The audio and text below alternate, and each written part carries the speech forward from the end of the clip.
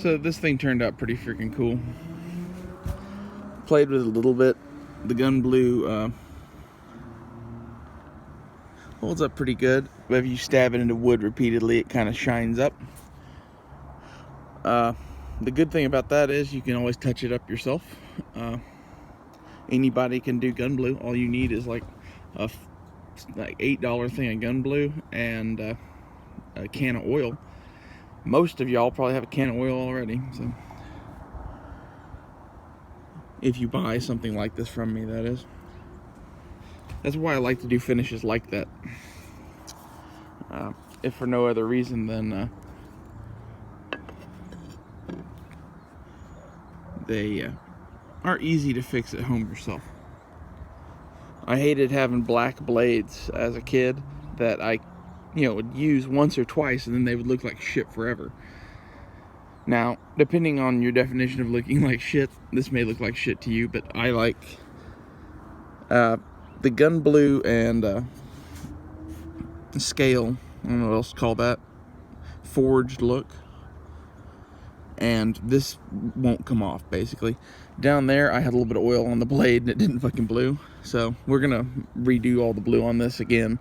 That's the great thing about it, you can just keep doing it. Now, this spot never blued. I'm not real sure what that is. It could be like a little piece of chromium or something like that, I guess, but or maybe some like carbide in the steel that's just particularly rust resistant. The handle is the best I've ever made, in my opinion.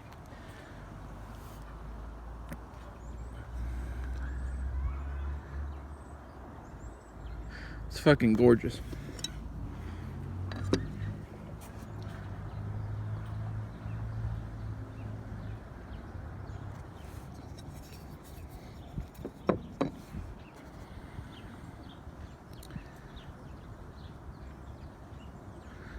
Oh, and for those that read what I wrote on the last one, the epoxy is finally starting to wear off. I ground the handle on this with fresh epoxy on my hands and didn't really think about that. So like all the dust stuck to my right hand. That was fun. This has a finger choil, which I like doing and will probably do on all knives that aren't kitchen knives from now on. If for no other reason, then you can choke up on the blade, and this transition area is always troublesome anyway. So it's two birds with one stone. And forging these, there's a natural depression there usually anyway.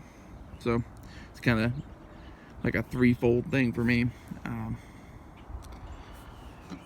Besides the ability to do that being really handy, which it is, you can even like, choke up on it. Well, anyway, that's the knife. I might do another video when the sheath is done too. Oh, and I'm really liking the 1095. I think that's probably going to be the steel going forward on most of my knives, forged, until I try maybe W1 or W2. Maybe I'd like those better, but the 1095 forge is so clean. If you planned appropriately, you could forge a blade out and sand off any traces that it was ever forged if it was made of 1095.